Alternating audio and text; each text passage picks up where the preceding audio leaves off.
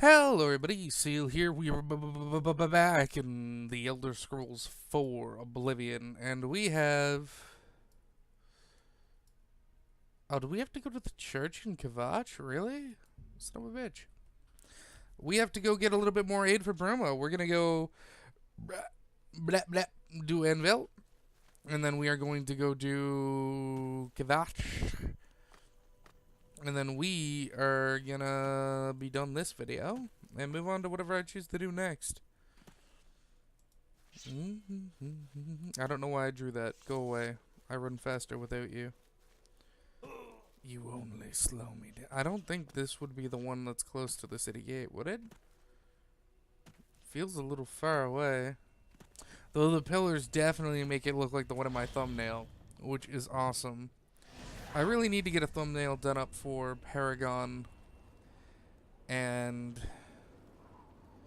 PUBG, because I intend to play PUBG a little bit more, especially if I ever manage to get a graphics card. But I have priorities right now. I need to finish paying my mother off for getting me Zelda Breath of the Wild. I need to just do a bunch of shit.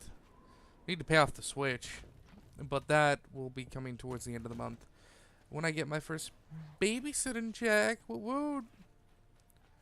Hey, if you're watching this and you know who you are, do your paperwork. If you've already done your paperwork, get it to where it needs to go. You heard me. I love you. Get it done. Alright, well that was not where we needed to go, I don't think. But yes, I'm a little excited for that. With the first amount I should be getting from the whole babysitting stuff, I should definitely be able to pay my mother back. I only owe her about another $120, another $120, and I should be getting $150, so I'll be able to pay her back and keep 30 in the pocket in case of emergency, or to pay for Netflix and my lack of chill.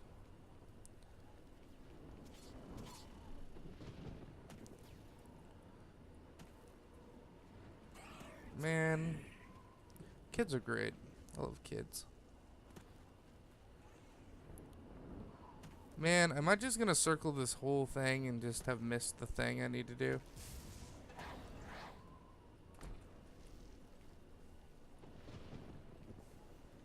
It definitely feels like it. God damn.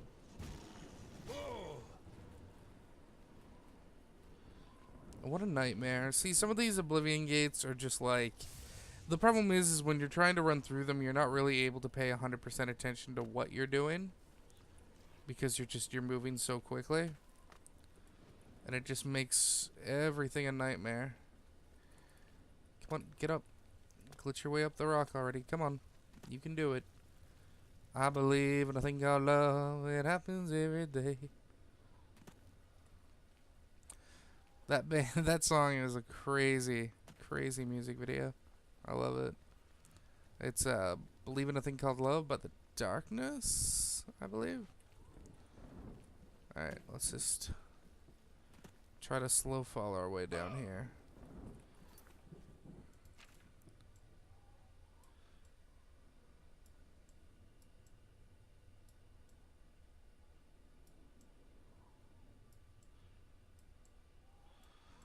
The local map is too local, it looks like, to see where the entrance is.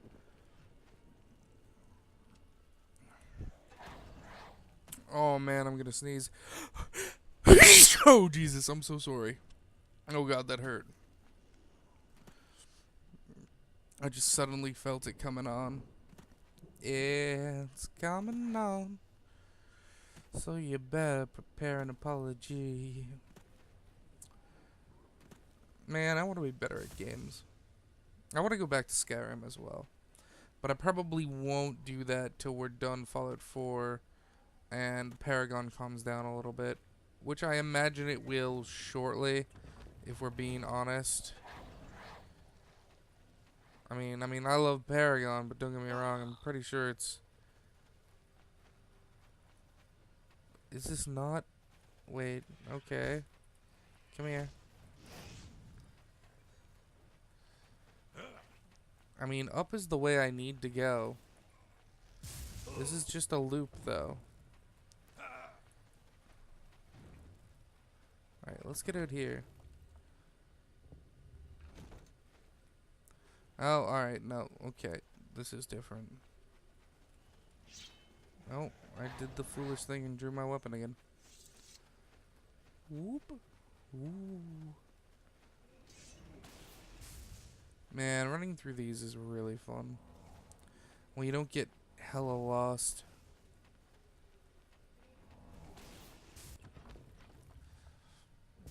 Which I do often. Alright, we're just gonna circle around you, man. I mean, the plants are hitting me harder than anything else is right now because they're basically unavoidable with how fast I move. And we are all out of mana. At least until we find one of the mana fonts. Wee. So, let's talk D&D for a little bit. This past weekend, I spent some time and I drew the planes of the universe for my setting that I run the Crit Idiots in. So, they're very well based off of D&D 3.5, as again, the setting was originally designed for 3.5. I originally would play it in a home-brewed 3.5 because me and my friends didn't quite understand how the game worked. Because we were, 10 and shit. And 13. And we were just a little too young to really understand the nuances of D&D. At least we weren't putting the effort into it. And so the setting I made was originally designed for 3.5. As such, the original idea for the planes of the universe, all those sort of other places, those planar outside places, were at least initially very similar. You have, the material plane, the elemental planes of fire, earth, water, and air, and all that jazz. The 9 hells, the 7 heavens. And I went on from that to create more.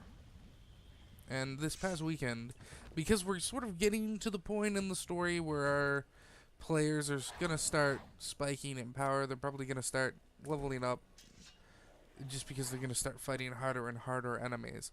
In our last session alone, I mean, fights were only lasting 1 to 2 rounds, which is not amazing when you consider it. But I mean, fights were only lasting 1 or 2 rounds, and in those 1 or 2 rounds, people were being dropped from full health to, dead the next round if someone doesn't kill the monster. I've definitely been putting them in harder fights as a sort of wake-up call to say, listen, I mean, you guys have a numbers advantage. And if I throw a large amount of minions at you, all it's going to do is slow down combat. It's just going to slow the game down. And that's not as entertaining as just coming up with a creative solution, such as just creating a situation. Why can't I move? Why am I over encumbered? It just creating a fight where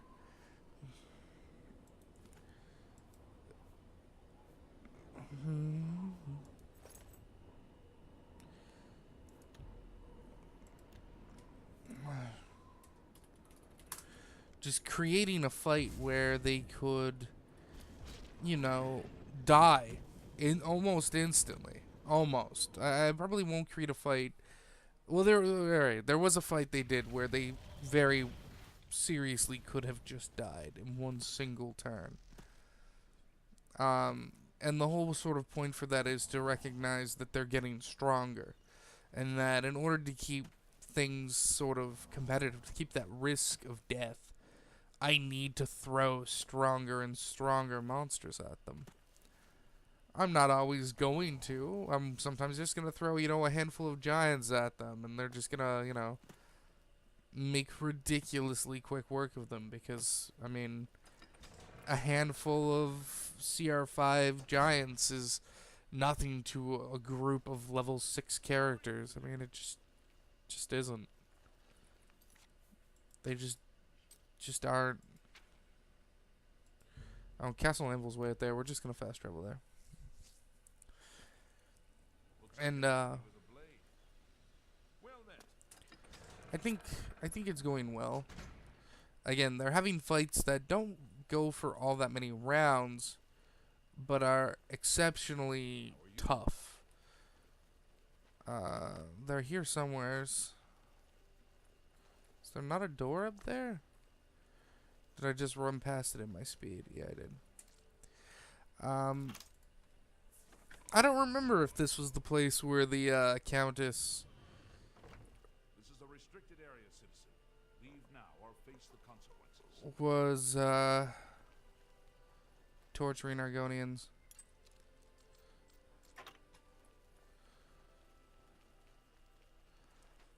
It might have been. No, alright. Alright, we'll just wait Stop! outside. You violated.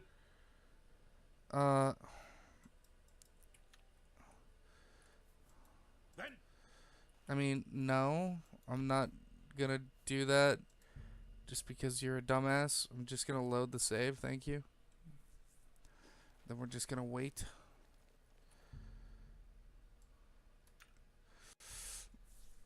But yeah, we're getting to the point where our players are so strong and there's so many of them, and some of them are taking leadership.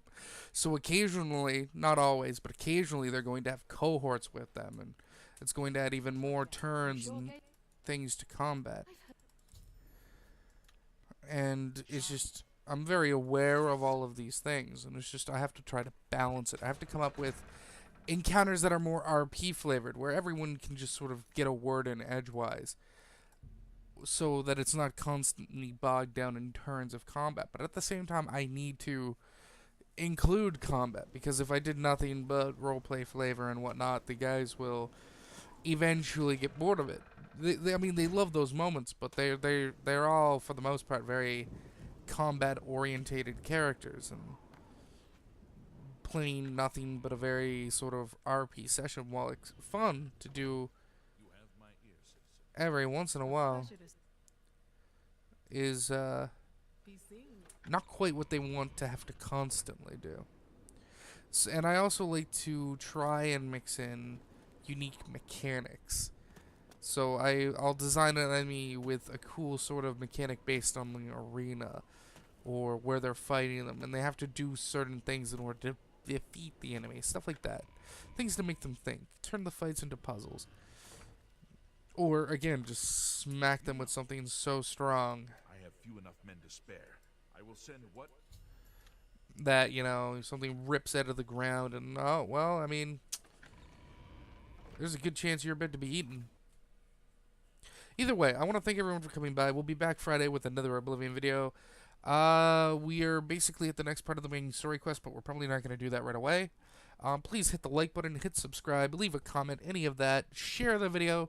Even if you just share the video, not only does it instantly show in my analytics that it's being shared to another website, it always gets more hits. Thank you. Whew.